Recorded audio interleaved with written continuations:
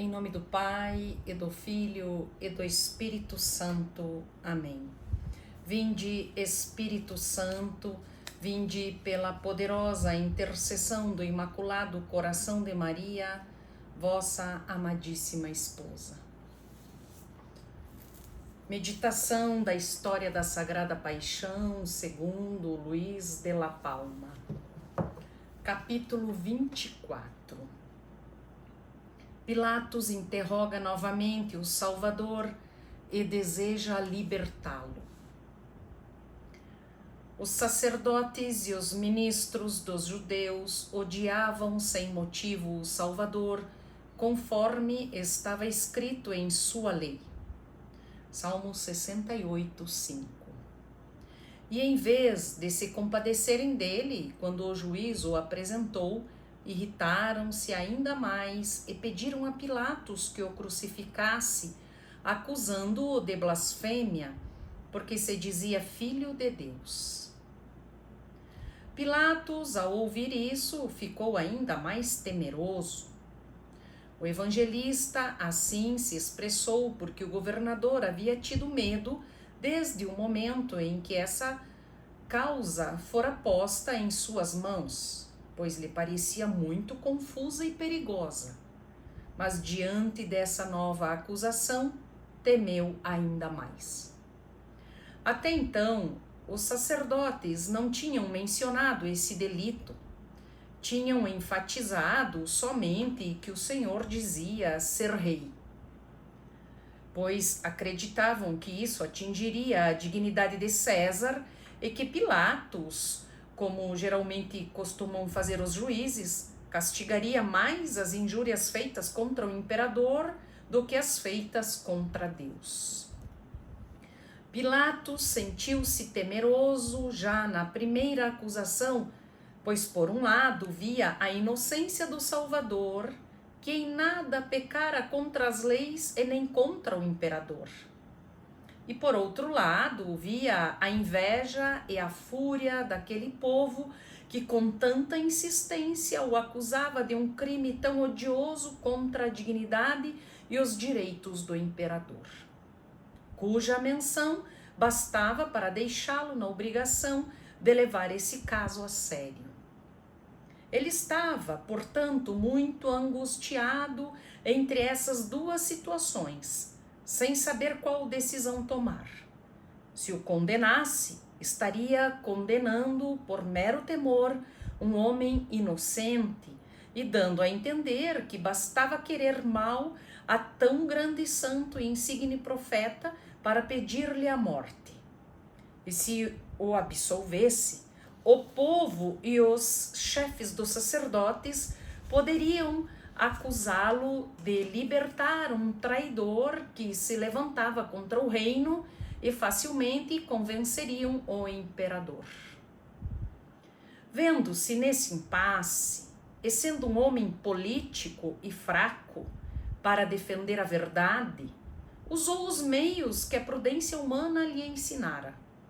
Primeiro tentou eximir-se da causa, remetendo-a a Herodes, e depois buscou o quanto pôde fazer um acordo com o povo, procurando algum meio para que aceitassem libertar o Salvador. Para tanto, tomou dois caminhos. O primeiro à custa da honra do Salvador, comparando-o com Barrabás. E o segundo à custa de seu corpo, açoitando-o fortemente e coroando-o com espinhos. Nenhuma dessas tentativas deu resultado. Antes, sem se importarem com esses temores e respeito humano, os judeus acusaram novamente o Senhor de fazer-se filho de Deus. E, se antes Pilatos já tinha motivos para temer, agora temia ainda mais, pois recordava-se do que o Senhor lhe tinha respondido, que o seu reino não era deste mundo, e que ele viera ao mundo para dar testemunho da verdade. Além disso, vira a sua serenidade, a sua prudência em suas respostas, e, O que mais lhe causara admiração, muita perseverança e integridade em seu silêncio, e tinha ouvido falar das maravilhas que se contavam sobre ele. Tudo isso parecia confirmar o que ele dizia. E também corroborava, em parte, a vã crença dos gentios que acreditavam que os seus deuses tinham filhos entre os homens, os quais, por parte de mãe, eram mortais e passíveis, mas por parte de seus pais tinham grandes virtudes e realizavam façanhas heróicas. E eram tantas as que se contavam sobre o Salvador que só poderiam proceder da divina virtude. Assim, não descartava a possibilidade de que o Senhor fosse um filho de Deus, mesmo sabendo que era passível e mortal. Por isso, começou a angustiar-se, a temer ainda mais com a hipótese de ter açoitado e zombado de um filho de Deus e não sabia o que fazer. Ou absolveria um blasfemo, ou crucificaria um filho de Deus. E qualquer uma dessas decisões poderia causar a ira e o castigo do céu. Como essa acusação era séria e digna de ser bem avaliada, Pilatos entrou novamente em seu pretório, pensativo e temeroso. E chamando o Senhor à parte, perguntou-lhe: de onde és tu? Não lhe perguntava sobre a sua pátria, pois já sabia que ele era galileu, mas sobre sua origem e natureza. Como se dissesse: que divindade é essa da qual os teus conterrâneos te acusam? De que linhagem és tu? Quem são os teus pais? Vieste do céu ou de alguma parte remota ou escondida da terra? Tens origem em algum deus ou és puramente homem? Eram essas as dúvidas que Pilatos tinha quando perguntou-lhe: de onde és tu? O Salvador sabia que a pergunta era motivada em parte por seu temor mundano de receber algum castigo ou perda temporal e em parte pela crença equivocada dos gentios de que os deuses tinham filhos. E viu que não era o momento de declarar a grandiosa verdade sobre a sua eterna geração, e que Pilatos não estava em condições de compreender e acreditar nele. Por isso, decidiu silenciar e não responder nenhuma palavra, conservando a sua usual seriedade e modéstia. Principalmente porque essa pergunta não era necessária para o julgamento, pois Pilatos já estava convencido de sua inocência e bastava-lhe o que já respondera, que o seu reino não era deste mundo. Se ele era rei de outro mundo, era fácil compreender que esse reino era espiritual e divino, um reino próprio de Deus. O Senhor respondera 2 vezes essa mesma pergunta aos sacerdotes, afirmando claramente que era filho de Deus, porque eles, com o conhecimento que tinham das Escrituras, sabiam melhor o que estavam perguntando e tinham a obrigação de compreender e acreditar. Mas Jesus não quis responder ao governador, porque este não sabia o que perguntava e nem estava disposto a acreditar, e responder-lhe serviria apenas para aumentar a estima que Pilatos tinha por ele e o receio de condená-lo. E também não quis que pensassem que ele queria defender-se da morte, convencendo um homem leigo e gentil a crer no que os sacerdotes e magistrados haviam considerado blasfêmia. Assim, o Senhor calava-se naquilo que serviria para a sua honra e defesa, e falava quando suas palavras podiam contribuir para a honra de Deus e proveito dos que ouviam. Portanto, quando nada respondia, calava-se como cordeiro, e quando respondia, ensinava-nos como pastor.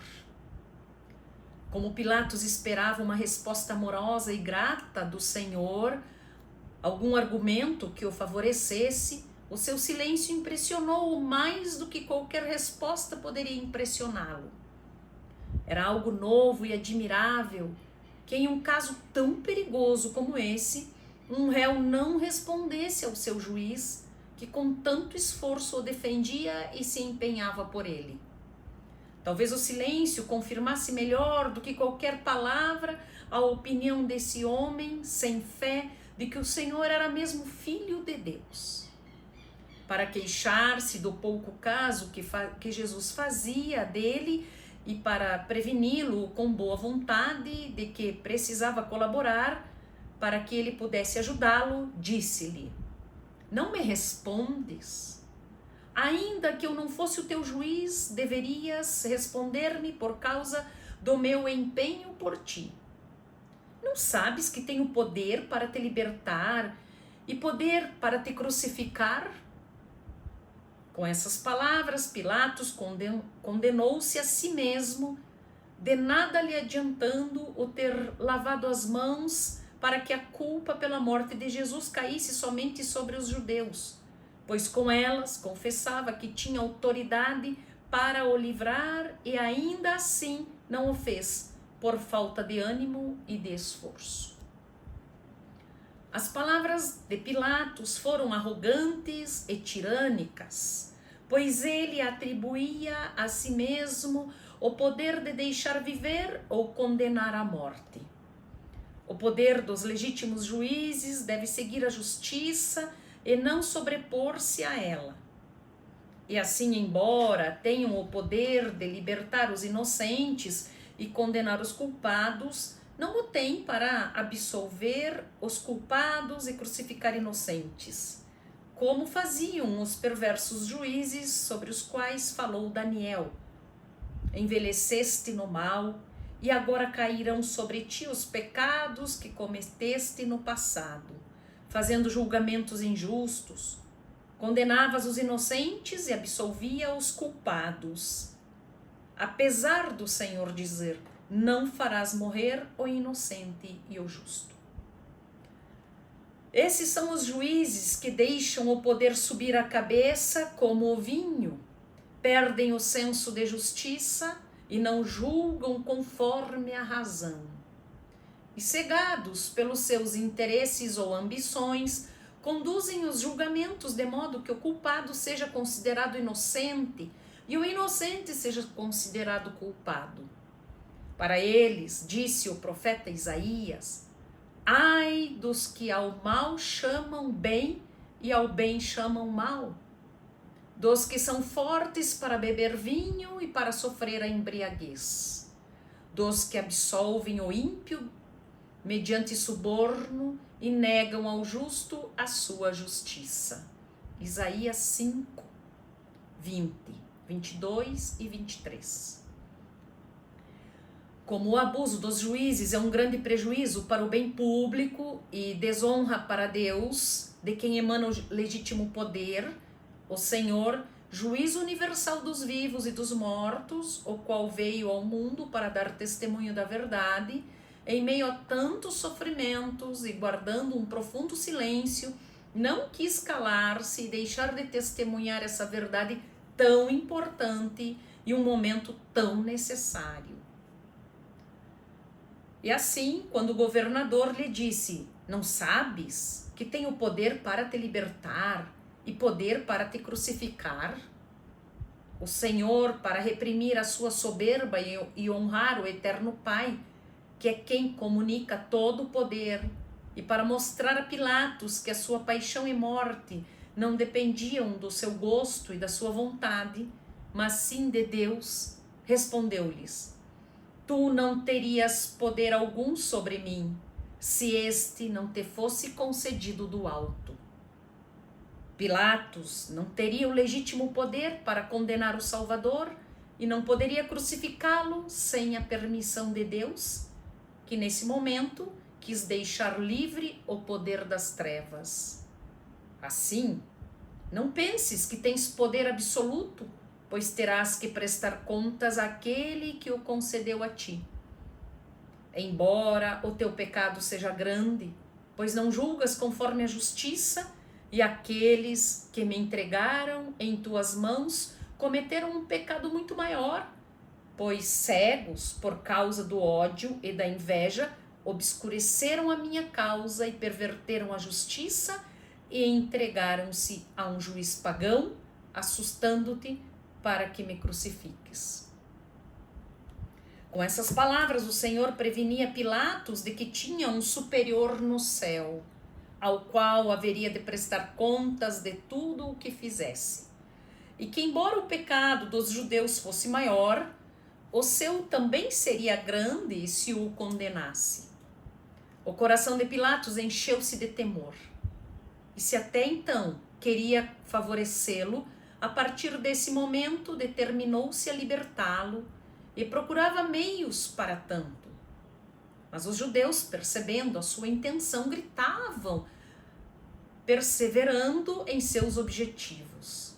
Deixando de lado a acusação de blasfêmia, ao verem que não era suficiente para convencer o governador, voltaram à primeira acusação sobre o reino e diziam: se dás a liberdade a um homem como esse, fica claro que não és amigo de César.